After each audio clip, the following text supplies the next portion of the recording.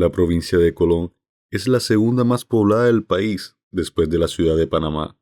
Ubicada en la costa caribe panameña, la provincia de Colón contiene uno de los lagos más importantes a nivel mundial, el lago Gatún. Para lugareños y turistas, es el lugar indicado para hacer pesca deportiva y como zona de esparcimiento y recreación. Pero el 17 de julio del 2020, el lago Gatún sería testigo de un impactante hallazgo que sacudiría a todo un país. En una zona boscosa a las afueras de Colón, fueron encontrados dentro de un búnker 5 jóvenes brutalmente asesinados y 2 más fueron hallados a 100 metros de distancia de ellos. Un sospechoso de 18 años fue capturado, pero los familiares de este joven abogan por su inocencia. ¿Quién era este chico? ¿Y pudo ser el causante de estos crímenes tan atroces? Acompáñame a conocer todos los detalles de esta trágica noticia que conmocionó a todo un país. Quédate una emisión más en Origen Investigativo. El país de Panamá estaba saliendo del confinamiento de la pandemia. Aunque ya no era obligatorio el aislamiento dentro de los hogares, los panameños tenían que cumplir ciertos protocolos de bioseguridad. El 13 de julio, un grupo de jóvenes hacían planes por medio de la plataforma de WhatsApp. Planeaban ir el fin de semana al lago Gatún para pasar un rato agradable entre amigos. El punto de encuentro era la casa de Azucena Martínez, una joven de 20 años que junto a una amiga, Leis Mariota, iban a ser las que guiaran el camino hacia el lago Gatún. El día del encuentro, el viernes 17 de julio en las horas de la mañana, los jóvenes empezarían a llegar a la casa de Azucena, amigos de la escuela y conocidos del vecindario, a lo que también se uniría en el paseo la hermana menor de Azucena, Yulisa Martínez, de 18 años. En total fueron 13 jóvenes los que irían al lago Gatún ese día. La madre de Azucena le manifestó en días anteriores la inconformidad que sentía de que fuera al lago, ya que le parecía un lugar apartado y peligroso. Aunque sus hijas habían ido en ocasiones anteriores, su mamá aún seguía sin estar de acuerdo de que fueran a aquel lugar, también porque le parecía poco prudente salir con el virus aún en el ambiente. Sin embargo, las hermanitas Martínez, con permiso de su padre, decidieron ir, por lo que solo iban a ser un par de horas, y también como iban a estar en compañía de un gran grupo de amigos, el papá no le vio nada de malo. El grupo de jóvenes salieron a eso de las 10 de la mañana de la casa de Azucena. Todo iba saliendo a lo planeado. Les tomarían alrededor de 30 minutos caminando para llegar al lago Gatún. Al llegar al lago, todos la estaban pasando increíble, escuchando un poco de música, bañándose, pasándola bien entre amigos. Pero lo que no sabían estos chicos es que alguien los estaba espiando.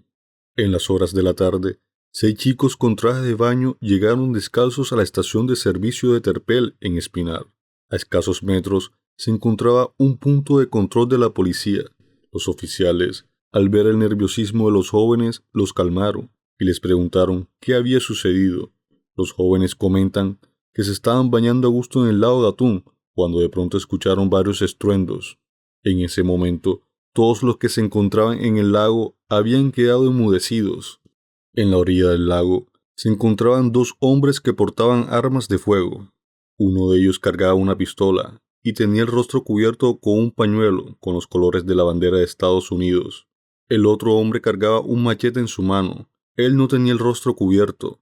Le alcanzaron a notar múltiples marcas de acné en su rostro y una cicatriz en el labio. El hombre con la cara cubierta había hecho varios disparos en el aire. Ambos sujetos obligaron a salir del lago a todo el grupo de jóvenes. El que tenía el arma les apuntó a los 13 chicos y les dijo que les dieran todos los celulares y los artículos de valor. El sujeto del machete, mientras despojaba a las víctimas de sus pertenencias, el encapuchado vio de manera inadecuada a las chicas que se encontraban en el grupo y lanzó una frase que alarmaría a todos. El sujeto dijo que estaban buenas para abusar de ellas, a lo que los jóvenes se inquietaron y empezaron a rogar por sus vidas. El hombre que poseía el machete les dijo que se callaran o si no les quitarían la vida. Minutos después el encapuchado preguntó de qué zona eran, a lo que Azucena respondió que un grupo de jóvenes eran de Valleverde y otro grupo era de Buenavista. El encapuchado procedió a dividir el grupo de jóvenes en 2. Los de Valleverde, que eran 9, se irían con ellos, mientras los otros 4 se quedarían esperando en la orilla. ¿Cómo fue que entonces los 2 jóvenes que pertenecían al grupo de Valleverde habían logrado escapar junto a los otros pertenecientes a la localidad de Buenavista. Los dos chicos de Valleverde relatan que los secuestradores los obligaron a caminar un cierto tiempo, cuando uno de ellos se desplomó en el piso, dándole un ataque de asma, producto de los nervios que sentía el joven en ese momento. El otro chico lo tomó en sus brazos para ayudarlo. Como estos dos jóvenes no habían dejado de quejarse durante todo el camino, esto les estaba generando problemas para avanzar a los secuestradores, a lo que repentinamente decidieron liberarlos. Los dos jóvenes corrieron con todas sus fuerzas hacia la orilla donde se encontraba el otro grupo. Ahí juntos escaparon los 6 chicos del lugar. Como no sabían el camino de regreso, anduvieron varias horas perdidos. Pasaron por varias viviendas desalojadas en el bosque, hasta que llegaron donde un hombre, que estaba sentado en una terraza. Ahí el hombre se ofreció a ayudarlos, les dio agua para que se lavasen y se quitaran el lodo del cuerpo. También se ofreció a buscar ayuda, ya que él no tenía cómo comunicarse, y por la zona no se encontraba nadie más que él. A lo cual los jóvenes respondieron que ellos mejor se iban, porque temían que los secuestradores estuvieran buscándolos. El hombre les dio indicaciones para que pudieran salir de aquel denso bosque, y fue ahí donde pudieron dar con la carretera, para posteriormente poner la denuncia con los oficiales. Los oficiales les tomaron las debidas declaraciones y procedieron a enviar a cada una de las víctimas a sus respectivos hogares. Como los jóvenes no tenían dinero para el transporte, los policías les dieron $1 a cada uno para que tomaran el autobús.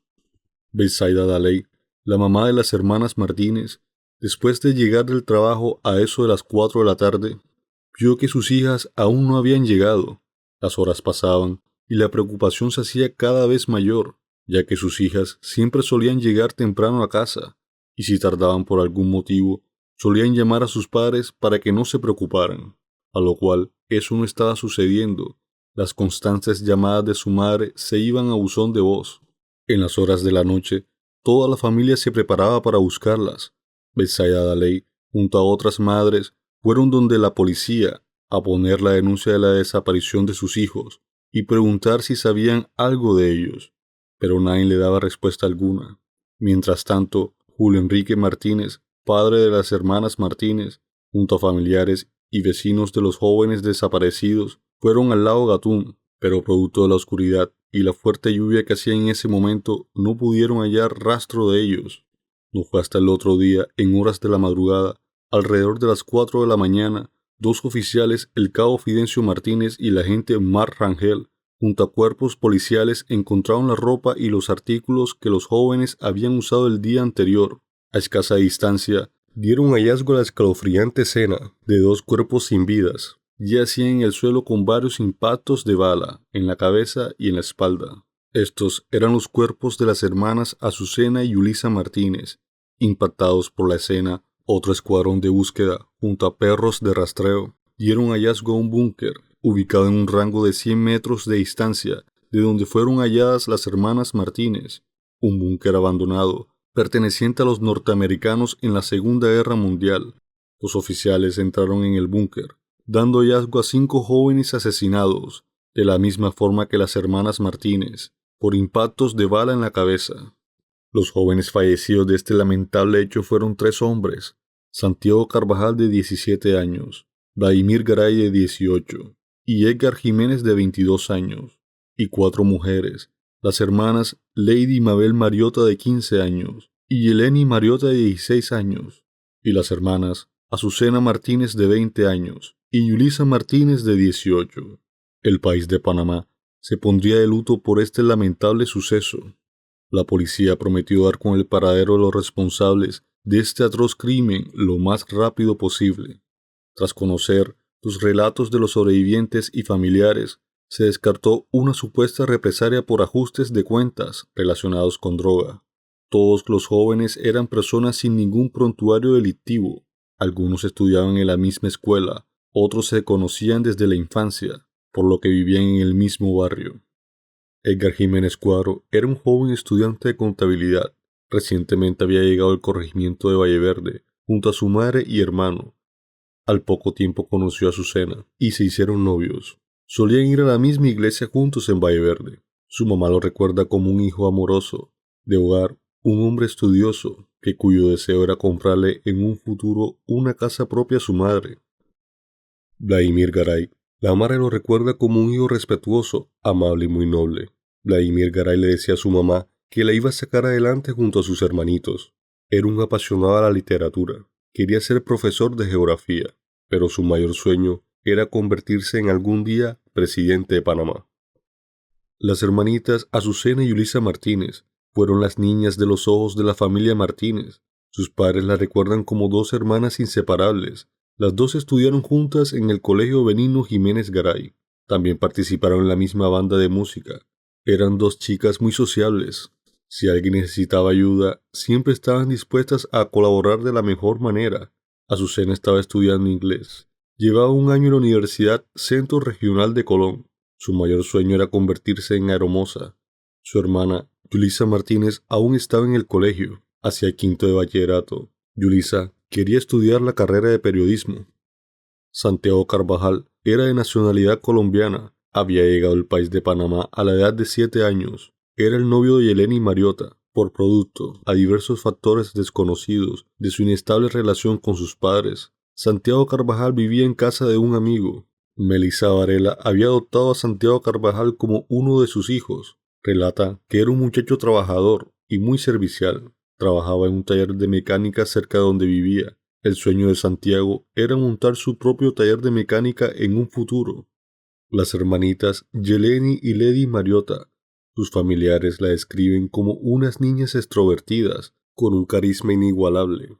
Las dos hermanitas estaban estudiando en la secundaria. Yeleni le decía a su mamá que su mayor sueño era conseguir una beca para estudiar la carrera de criminalística en los Estados Unidos. Y Lady era una apasionada a las recetas de cocina. Decía que al terminar la escuela iba a estudiar la carrera de chef. Todos eran jóvenes con sueños y anhelos, que fueron truncados por unos despiadados. Pero la policía de Panamá no iba a descansar hasta hallar a los responsables de este atroz crimen. Gracias al retrato hablado de los sobrevivientes y a múltiples datos proporcionados por los familiares de las víctimas, la policía le dio captura al primer sospechoso. El 19 de julio, en horas de la madrugada, a solo 2 días de los hechos, fue capturado un hombre identificado como Miguel Almanza, de 18 años, debido a que el hombre tenía una cicatriz en el labio y cierta similitud con el retrato hablado de las víctimas. Su captura se dio en el sector de Tagua, corregimiento de Achiote, a 3 horas de distancia de los hechos. Fue puesto a disposición de la fiscalía. Una jueza de garantía, Ilse Chu, ordenó su detención provisional durante 6 meses por los delitos de homicidio, femicidio, robo agravado y privación de la libertad, a lo cual, si se hallaba culpable, podría enfrentar una condena de hasta 30 años de prisión. Por temor a represalias de los homicidas hacia las víctimas, la fiscalía prefirió no revelar los nombres de los sobrevivientes ni sus rostros. Tras largos interrogatorios hacia Miguel Almanza, la policía aún no podía encontrar pruebas contundentes que involucraran al detenido con el asesinato de estos 7 jóvenes, más que el simple reconocimiento de uno de los sobrevivientes. El abogado defensor de Miguel Almanza, José Antonio Moncada, aseguraba que su cliente era inocente y que no tenía ningún vínculo con las víctimas. Decía que Miguel Almanza tenía una coartada, ya que en los días de los hechos Almanza estaba acompañando a su abuelo en una finca en el corregimiento de Achiote, a 3 horas de distancia de los homicidios. El abuelo de Almanza le dijo a los investigadores que el 10 de julio su nieto lo acompañó a hacerse unos exámenes médicos en la ciudad de Colón. Después regresaron al corregimiento de Achiote, quedándose Miguel Almanza en la finca de su abuelo, porque estaba trabajando haciendo unas reparaciones en un cercado a una finca aledaña. Varios testigos y vecinos corroboraron el testimonio del abuelo de Almanza. Aseguraban haber visto pasar a Miguel Almanza enfrente de su casa cuando se dirigía al lugar de trabajo el 17 de julio en horas de la mañana. También varios trabajadores de la finca daban certeza de la asistencia de Almanza ese día. José Antonio Moncada alegaba que habían pocas pruebas para detener a su cliente, más que una cicatriz en el labio y un retrato que carecía de poco parecido con su defendido. Las víctimas lo describieron como un hombre sin barba, lo cual no correspondía con la descripción de su detenido, porque el día del arresto Miguel Almanza tenía barba, por lo que Antonio Moncada exigía la pronta liberación del joven Almanza. Había contradicciones afuera del recinto donde estaba detenido Almanza. Los familiares de las víctimas pedían que le cayera todo el peso de la ley por todos sus crímenes y daños causados a toda una comunidad. En cambio, otro grupo de familiares y vecinos de Miguel Almanza pedían su pronta liberación, ya que para ellos se estaba cometiendo una injusticia. La madre de Vladimir Garay aseguró conocer al detenido, ya que Miguel Almanza solía ser el barbero de su hijo. Todos se preguntaban qué fue lo que había llevado a que este joven barbero cometiera estos crímenes tan atroces. La policía estaba tras la búsqueda del otro sujeto involucrado en los asesinatos. En los interrogatorios a Miguel Almanza aseguraba de no tener conocimiento de nada, decía que era inocente, que él también era una víctima por falsas acusaciones. El 22 de julio, Denise, la madre de las hermanitas Mariota, le daría una información importante a los investigadores. En días anteriores a los hechos, un hombre de 21 años, conocido en el barrio como Niñito, había estado acosando a una de las hermanitas Mariota, para ser más exacto, a Yeleni, de 16 años. Niñito vivía cerca de la casa de Yeleni. Cuando la veía pasar por el barrio, no perdía la oportunidad para hablarle. A veces Yeleni se topaba con Niñito cuando ella y su familia se encontraban pasando un rato agradable en el lago. Niñito había adquirido el número de Yeleni sin que ella supiera, y había estado enviándoles constantes mensajes de texto, declarando su agrado por ella, pero Yeleni no mostró ningún interés por él.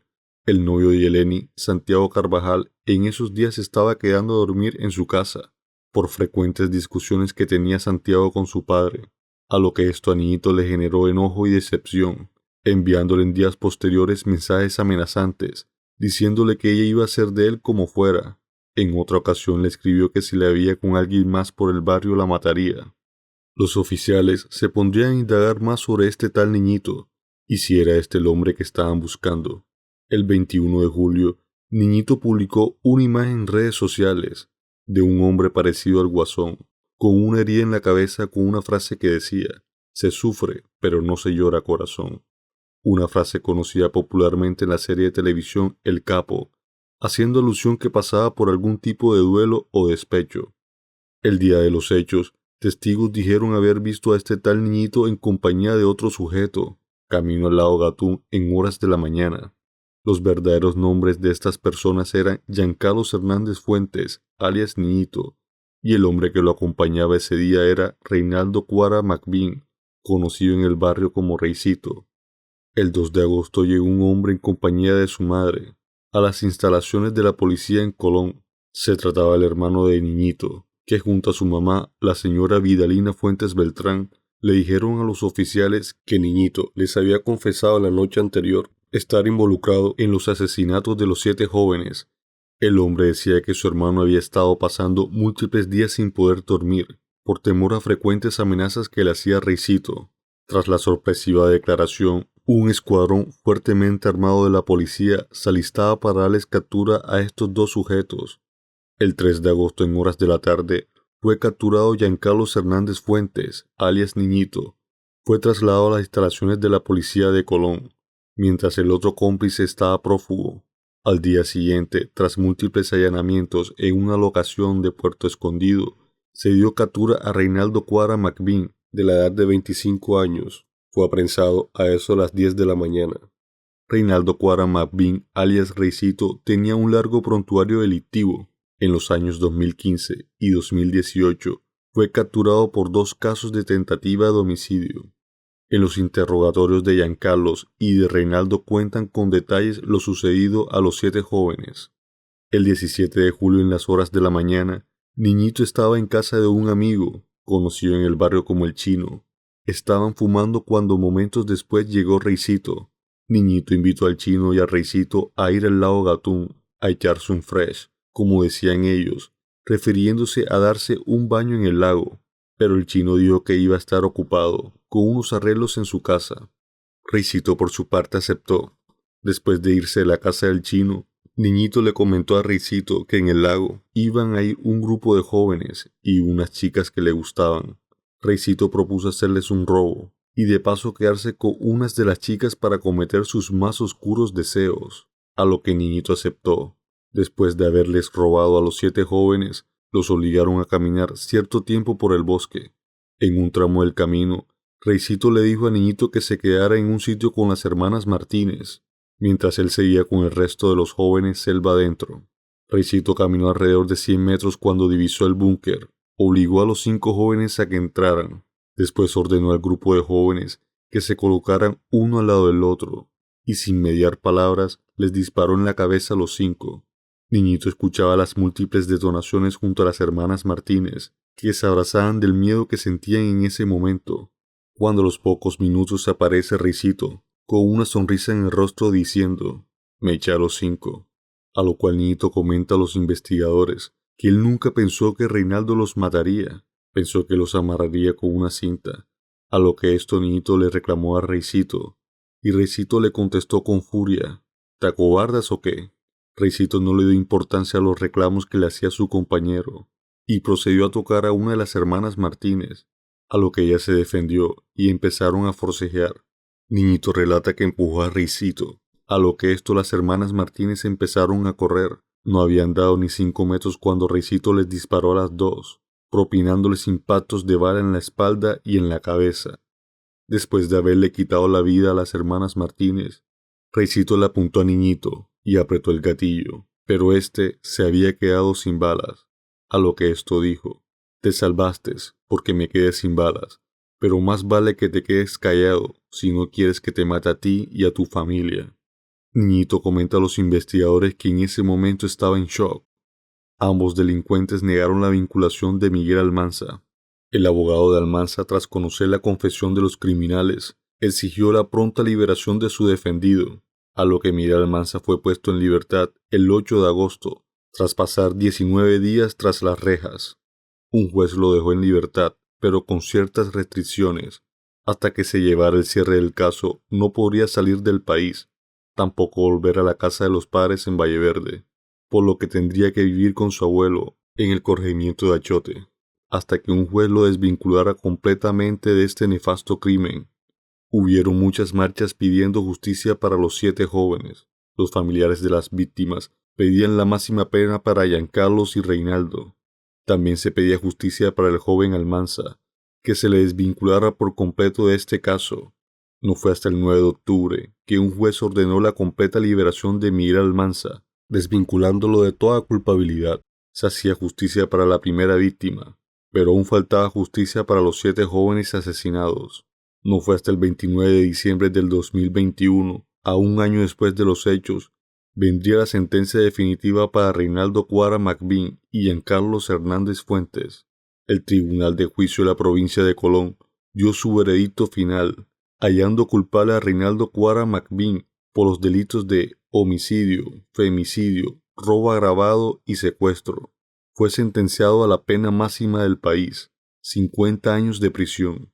Y Giancarlos Hernández Fuentes, por haberse entregado y aportado su declaración, fue condenado a 36 años de prisión, siendo hallado culpable también por los delitos de homicidio, femicidio, robo agravado y secuestro. José Antonio Moncada procedió a demandar al Estado panameño por una suma de $535,000 por daños y perjuicios morales y materiales hacia Miguel Almanza, causa de la negligencia y mal procedimiento de la Fiscalía. El procurador de la Nación respondió a la demanda diciendo que un panameño detenido por menos de 2 años no es un daño indemnizable, a lo cual el Ministerio Público tiene la facultad de detener a un ciudadano hasta por 2 años, sin ser un daño indemnizable. Betsaida Daley, en una entrevista que le hizo una prensa local, dijo sentirse horrorizada cuando se enteró que Niñito había sido el organizador principal para el calvario de los 13 jóvenes. Se le ponía la piel chinita de solo pensar el sufrimiento que tuvieron que pasar. Betsaida no lo podía creer, porque hace un par de años Azucena le salvó la vida a Niñito. Unos hombres armados lo estaban persiguiendo. En su desespero Niñito vio a Azucena y le pidió que por favor le ayudara, a lo que Azucena socorrió a Niñito, resguardándolo en la iglesia donde ella frecuentaba con su familia. Los 2 hombres armados, con el rostro cubierto, de alguna manera conocían a Azucena, a lo que procedieron a decir: «No te desaparecemos por respeto a esta niña y a su familia», y procedieron a marcharse. Para Betsaida era difícil de entender, de cómo conociendo a la mamá de niñito de muchos años y que su hijo solía ir a la misma iglesia junto a sus hijas desde pequeño, pudiera haber sido capaz de hacer todo esto. Betsaida le costaba entender cómo alguien podría llegar a ser tan malo. Por hoy llegamos al final de este caso. Como siempre, esto lo hacemos con mucho respeto hacia las víctimas y sus familiares. Gracias por quedarte hasta el final de este video. Suscríbete y deja tu me gusta. De corazón te deseo que tengas un excelente día. Nos vemos en una próxima emisión.